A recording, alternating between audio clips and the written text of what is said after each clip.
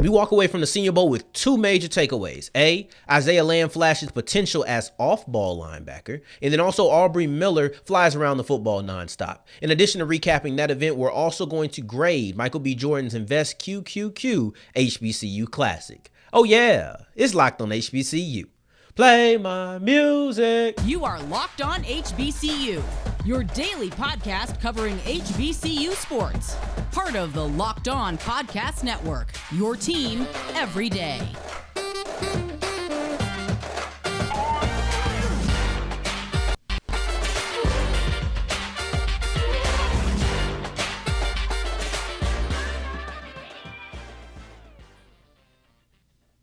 What's going on, family? Welcome back to another episode of the Locked on HBCU podcast, your number one daily one-stop shop for everything HBCU athletics, Monday through Friday, part of the Locked On Podcast Network, your team every day. And now, of course, I'm Darian Gray, a.k.a. the Mouth of the South, Texas Southern alum and former TSU Herald Sports editor. Thank you for going on this journey with me, making Locked on HBCU your first listen of the day every day. And remember, just because the mic cuts off does not mean that the journey is over. Just means it's time to follow me on Twitter at South Exclusive, which you can see right here.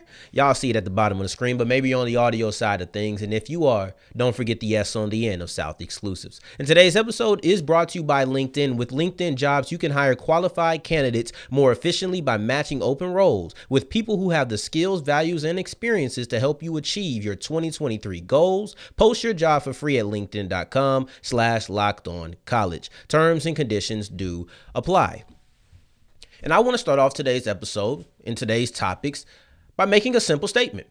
Isaiah Land is good at football. And while I know that may seem like an oversimplification, sometimes you just got to boil it down and say it plain as day. The guy is good at football. And that's the goal of every single FCS player that touches the Senior Bowl, NFLPA Bowl, East-West Shrine Bowl. It's all meant to show I am not a product of a quote-unquote lower competition level. I am a good player who just so happened to not play on the FBS level. Well, if that's the mission, if that's the number one objective, there's no question that Isaiah Land checked that box. But you know what? I'll add an extra layer because I don't want to be simple. So when I say Isaiah Land is good at football, I'm not even going to add another word. But please note that I didn't say that Isaiah Land was good at playing edge. And that's because in this year's Senior Bowl, he showed the ability to play not only on the edge with his hand in the dirt, but then also on the second level as an off-ball linebacker. Neither of which did I actually think were going to be his role in the NFL. That's still up in the air, but he's shown the potential to be an off-ball linebacker, and we're going to hone in on that right now because I did expect him to take his hand out of the dirt. See, in the draft process, we're always going to nitpick. We're going to look at this and look at that. We're going to look at the pros, but we're also going to look at the cons. Even though I once heard, I can't remember what the scout was or who the scout was, but he once said, basically, tell me what you can do. Don't tell me what the player can't do. Tell me what the player can do, and I'm just going to make sure he does all of that. But you know we're going to focus on the cons. That's just part of the game. You're going to be focused on measurements. You're going to be looking at testing. You're going to be looking at game film, but one of the questions that's always going to surround Isaiah Land is his weight. He came in at the Senior Bowl at 226 or 227. So that's not too much higher than what he's listed at in the FAMU athletic website. So that's going to be a question. But let's just temporarily, for a second, put it aside. And let's just say what we need to say first. And that's he's good at football. And if he wasn't, this wouldn't even be a conversation. But it is what it is. That is going to be something. And this is my takeaway. There is nothing more impactful to come from an HBCU player this weekend than Isaiah Land showing he can be an off-ball linebacker. Nothing. And I know some people might say Mark Evans, especially after Gerald Huggins came in and gave glowing remarks saying he was the best HBCU player in the Shrine Bowl. And I do think that's great. However, I see the transition from tackle to guard commonly. That doesn't make his performance any less, but it's just very common. We've seen it last year with Ja'Tyre Carter. Like that's not unique. And I'm sure we see the edge rusher to off-ball linebacker before. I know that the Saints have one on their team in Caden Ellis. But it's not as common, and I also in no way seen it coming. They didn't see it coming into this week. I don't even think this was a move made with confidence. This was a move made out of necessity. Isaiah Land was put as an off-ball linebacker at the Senior Bowl out of necessity. It wasn't even, oh, we think you could play this position at the next level. Let's showcase this talent to the scouts. From what I hear, from what I hear, it sounds like basically they needed bodies. Like they needed linebackers, period. And we said, you know what, Isaiah, go out there. I don't know if they expected him to be good. I don't know how much they factored his weight into it. But this is such a beneficial accident for Isaiah Land. Because now, let's look at it like a game, right? Where you earn a badge and, better yet, where you unlock an ability. Once you unlock an ability, you can now level up that ability and you can continue to get better and better at it. Well, let's look at the Senior Bowl as Isaiah Land unlocking his off-ball linebacker ability. And from what all the scouts and all the writings say, it sounds like he looked like somebody who had potential at that spot. I even called my guy Ross, like, hey, man, what you think about Isaiah Land? Because I did not see this coming, so I had to know. What are you seeing? Because you're there in Mobile. So I wanted to know how he felt. He said he showed some potential. Now that he's shown potential, all the scouts can come and try to capitalize off of it. He's unlocked an ability. He's shown that he has an ability that they can now upgrade. This is fantastic for Isaiah Land. His stock just soared. His stock just shot through the roof. I already said it. I think that he should be the first HBCU player drafted. I don't know if I've said it on this show or if I just said it to people that I'm having conversations with, but I'm going to tell you that is my opinion. He should be the number one player drafted from an HBCU.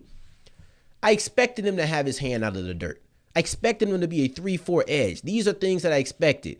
Moving to the second level doesn't just show that he can do that. It shows versatility. And that versatility is going to be a great asset for him. Because now it doesn't just talk about, he has to fit in this 3-4 system. It now at least presents the idea of possibly fitting in a 4-3 as well. So I always thought he's a 3-4 outside linebacker. That is his spot. If you are not a 3-4 team, do not draft Isaiah Land. That's no longer the case. Isaiah Land has now become an option for all 32 teams as long as they like him as a prospect. That's my opinion on it. And that's why this is the most monumental, the most impactful thing to come from a weekend. And I start the weekend at Thursday too, because we had the Shrine Bowl. This is the most impactful thing to come from it. Isaiah Land is good at football, not at edge, but just football, period. I said it to start it. I'll say it to end it. Isaiah Land, the off-ball linebacker. Who would have thought? But let's move to the next player who was in that game. They started the game with two linebackers, Isaiah Land and Aubrey Miller. Let's talk about the guy who flew all around the football with the J on his helmet, and that is Miller Jr. as we continue with Locked on HBCU. But before we get into that, today's episode is brought to you by LinkedIn. And LinkedIn is the number one place for all of my small business owners. It's like this. We all set goals. It's still kind of close to the beginning of the new year. So I'm sure we have 2023 goals that we're still setting and we probably haven't achieved yet. Well, let's go ahead and get some employees that are going to make you achieve those goals quicker. You know exactly what type of person you want to hit that goal, to hit that metric. You know that person in your mind. LinkedIn allows you to go to look at the resume and say, okay, it's not him, but it is her. And no more having to sit through 17 interviews just to realize none of them are your people. None of them really fit. Let's go to LinkedIn. Let's look at the resumes. Let's see what they're about. All you have to do is add the purple hashtag hiring frame. You can post your job for free. There's no cost to you. So it just makes logical sense. Go get qualified people who are going to help you reach your goals and hit your metrics faster than you ever thought possible. Just do it at linkedin.com/lockedoncollege. Post your job for free at linkedin.com/lockedoncollege. And as we keep on rolling on today's episode of Locked on HBCU, I appreciate you for making us your first listen of the day, every day for your second listen. Check out Locked on College Basketball, which is everything you need around the sport in one place, wherever you get your podcast, whether you're listening to me on Spotify, Apple Podcasts, or maybe you're watching me on YouTube. You can find all of those formats and you can find Locked on College Basketball. It's that simple. Now I want to talk about Aubrey Miller because Aubrey Miller left his mark on the Senior Bowl as a player who flies around. I don't care if you were in Mobile or maybe you were just at your house like I was. I walked away thinking, wow, this player just flies around all the time. And I felt like he did a lot of the things that make him special. A lot of the things that he did that makes him special was shown in that game. And I was wondering how he was going to capitalize on a pretty strong week of practice in this one game. And I thought he did a good job. He had 7 tackles, and I don't remember him missing one. So not only was he flying around the football, getting active, even when he didn't make the tackle, he always felt like he was close. Not only was he doing that, but he also was a sure tackler when he did get there. And that's also important. It's one thing to fly around, but if you're just around and you're not actually making an impact, it means a lot less. And when I talk about that description of him being all over the field, of course that means he's athletic. Unathletic players rarely fly around the field, right? I felt like he could have shown that even more with a little bit. I don't want to put this on the players because I thought most of the players played well, but I did feel like offensive linemen got on Miller a little too quick. And that's not on Miller, but it did kind of hamper his athleticism. It didn't showcase all that he could be. For example, if you're reading your key, which is a lineman on your side, right, and they down block, they step to the right or whatever, right? You're going to step the same direction they do. But then you see the guard and the tackle. I'm trying not to get too technical with it, but you see the guard and the tackle coming from the other side and they're pulling. So you're not, oh, this ball is not going the direction I initially stepped. Let me redirect. But there was times when the linemen were just on them too quickly. So when you go to redirect, they already know what it's going. They already know what you're going to do. They're banking on you stepping with them. And now when you try to correct and go the right way, they already on them. No matter how athletic he is, he's not going to get through that all the time. So I felt like, man, maybe if the linemen didn't get on him as quickly, and it wasn't that he was moving slow, it was that the linemen were getting there quickly, you could have seen his athleticism a little bit more. But when they weren't on him, you saw it. You saw plays where he was able to scrape over the edge and make that tackle right at the line of scrimmage. If the linemen aren't getting on him, man, he can make plays. And I think that if you have a defensive line that can keep him clean at the next level, he's a player who can make plays at the line of scrimmage or maybe even behind the line of scrimmage. The first play, or the only play I'm going to actually describe, doesn't fit that mold, but I did want to say how I feel like he can be an impact player. But the first play was a play that made everybody say, ooh, because it was the first play of the game. It was a big run by the running back. But that wasn't even the story of the play because you seen Miller still pursue. And that was one of the things that I felt like made him great. His pursuit, his effort, his hustle. They had all of those things, and he was able to run down the play and lay the boom 20 yards down the field. Typically, we don't love tackles 20 yards down the field. But in an all-star game, when you lay a hit like that, I don't care if it's at the line of scrimmage or 20 yards down the field, that instantly became the story of that play. And it was the first play. It was the tone setter in a sense. It really did not feel like a big game because of that hit. That was the story. The story wasn't that the running back hole had a long run. It was the story that linebacker Miller Jr. just laid the wood. And another thing that I felt like he showed that really made him great was leadership. You seen how he rallied around. You seen how it felt like he galvanized his players. Not saying that they all followed the lead, but he was always involved. And that's a sign of leadership. If I make a play, he's going to come over and congratulate me. And, that's just him. I don't think it was forced or anything. That's just who he is. He's seen as a play. You've seen him with, it's an edge player from LSU. I can't remember who it is. But they both Qs. And after they made a play, what you think they did? Like, it's plays like that. And it wasn't just if you in the frat or nothing like that. It was everybody. Anybody who made a good play, Miller was around congratulating. It was the leadership. It was the things that you don't exactly see on a stat sheet, or you don't really even see in a scouting report at times, but you know it's there. You know it's there when you talk to his coaches at Jackson State. You talk to his coaches at Mizzou. You talk to his coaches who were there at the Senior Bowl. I think these things are going to bode very well for him. Now, we talked about 2-star athletes from the HBCU ranks, but let's move to a star actor who just put on an HBCU Classic, and that's Michael B. Jordan. They had Morgan State versus Delaware State, and then also Norfolk State versus Hampton. 2 games in his Legacy Classic. We'll talk about that as we continue with Locked on HBCU. Before we get into that, today's episode is brought to you by Built Bar. And Built Bar is the #1 protein bar on the market, bar none. I don't know how many ways I can describe this. It's a Swiss Army knife, so I'm sure there's a ton that I could use if I just really put my mind to it. But I'll put it like this. You ever had a candy bar that's delicious? Of course you have. Everybody's had a candy bar that was delicious. But you can have that same flavor with a protein bar that's good for you.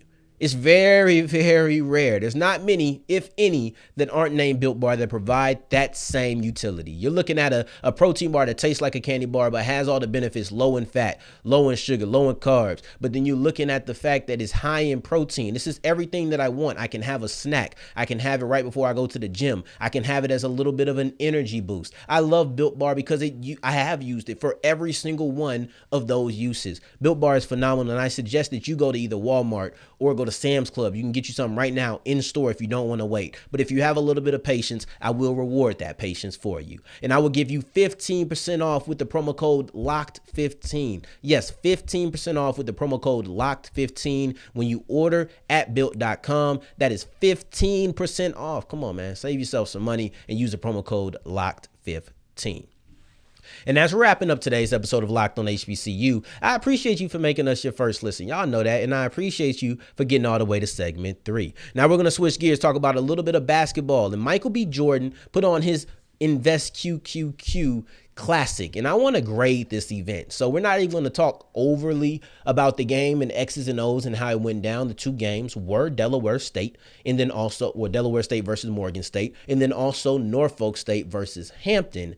But I want to grade this event in totality. There's 3 metrics that we're going to look at. We're going to look at promotion, we're going to look at broadcasting, and we're going to look at the action, and that's the actual gameplay. So we will talk about it. That just won't be the main focus. It'll be 1/3 of it.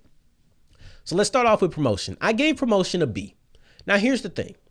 I really think it should be worse. However, I'm not always on TNT.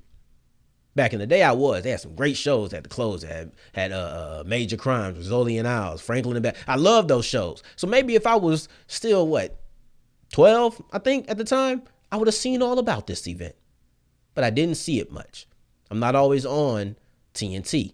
So that's why I gave them a B, because I gave them the benefit of the doubt of assuming that they did promote it on their channel, and I just happened to not see it because I'm not watching. But I didn't see much social traction. I seen it on NCAA's official website, and they call it the Michael B. Jordan Classic. That's another reason you get a boost, because there's going to be people. I was going to watch it regardless. Like, I didn't care if it was the Darian Gray Classic, right? The Mouth of the South Legacy Classic. I don't care. I was going to watch it no matter what. I wanted to see the action, and it was on TNT. But there is a group of people who watched it because, oh, Michael B. Jordan, that's his name attached. Man, imagine my surprise when I go to watch the Michael B. Jordan Classic and I get there and InvescoQQQ. InvescoQQQ. It's 3 Qs. I don't know how many Qs I said, but invest 3 Qs. Imagine when I go and see the InvescoQQQ Legacy Classic. Thought this was Michael B. Jordan's. That's my initial thought.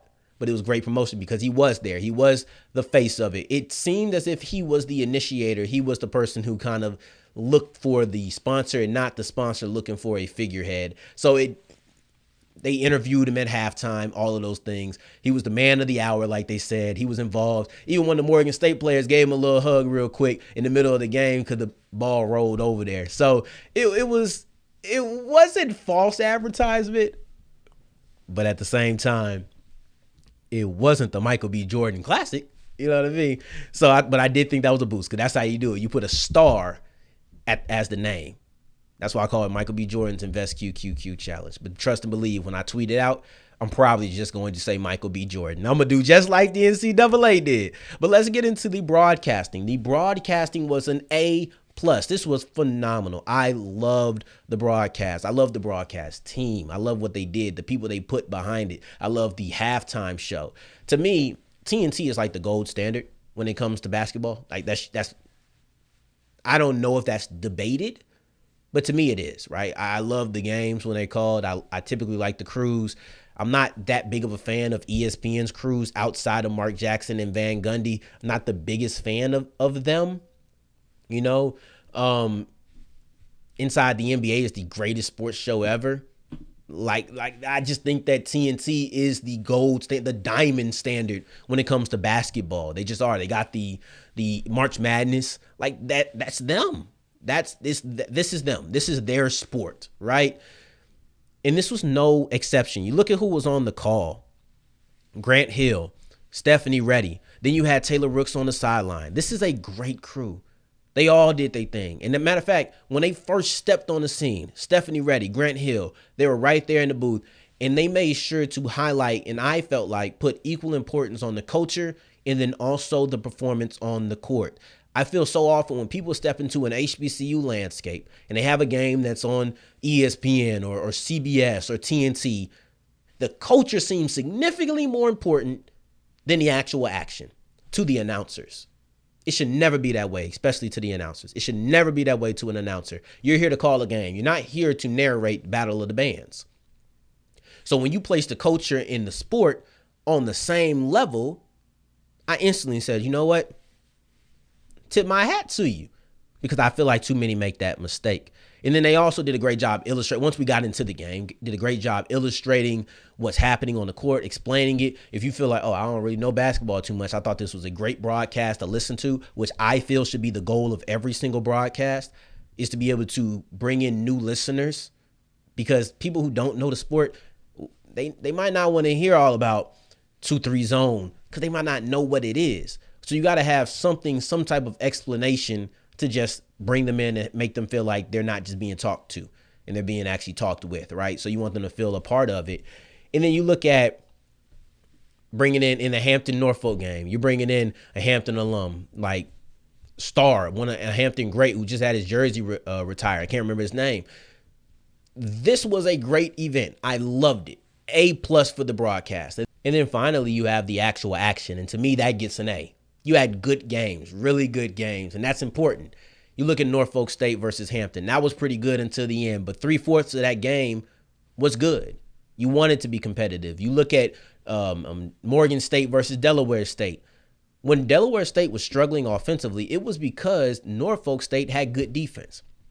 Either give me good offense or give me good defense. But if you're not going to give me good offense, please let it be because I'm having good defense. I never want a game where it's just a bunch of open shots and nobody's hitting. That makes you look terrible. It's the same reason I don't want a blowout. Same reason. Because when you look at it from a business side, everybody's watching. You're on TNT. Let's just act like this is the entrance for many to HBCU basketball. You're trying to put your best foot forward. It's the same reason the NBA has their best games on Christmas Day. You'll never see the Celtics or the Warriors playing the sorriest team in the league. You just won't see it. Like, you're not going to see the Celtics versus the Wizards. Like, you don't want to see that, because this is when most people are watching. When everybody's watching on Christmas Day, or you have a game on TNT like this right here, you're not looking for smashes. You're looking for games that are competitive. You're looking for games that showcase that there's not this lopsided nature. Blowouts, though it makes one team look great, overall, I feel like it makes your product look like, oh, well, it's not that great of basketball. It's a big disparity. You don't want that on them days. Not on them days. Blowouts are going to happen. They exist, and we'll talk about them on this show. But that's not the day for blowouts. So I'm glad that they had competitive ball games, and they had a little rivalry in there too. It got intense with Hampton and Norfolk State. So I love that. Great content. And overall, you get an A. Promotion did bring it down, but the action and the broadcasting significantly different. Once again, broadcasting, top tier. Loved it. But all right, for the first Michael B. Jordan InvescoQQQ Classic, I think it was a success. Excuse me. And you get an A. So let's go ahead and do this back in 2024 again. Y'all should continue making us your first listen until 2024 as well. Let's try to keep that as a habit. I appreciate it. And on your second listen, make sure you're checking out Locked On College Basketball. It's everything you need around the sport in one place, wherever you get your podcast, including wherever you're watching or listening to me right now. And on tomorrow's episode, we're going to be talking about Bethune-Cookman's new head football coach that they haven't officially announced yet, but he announced himself. Kind of sounds familiar, and I feel like I'm doing the same thing, but I think it's pretty safe to announce it. Maybe I haven't learned my lesson, but they say third time's the charm. It's going to have to be the second this time, because we're going to be talking about Bethune-Cookman's new head football coach on tomorrow's episode. In the meantime, in between time, if you're looking for me, you can find me on Twitter at SouthExclusives. Until the next time that we hear each other, family, take care, stay blessed. Peace.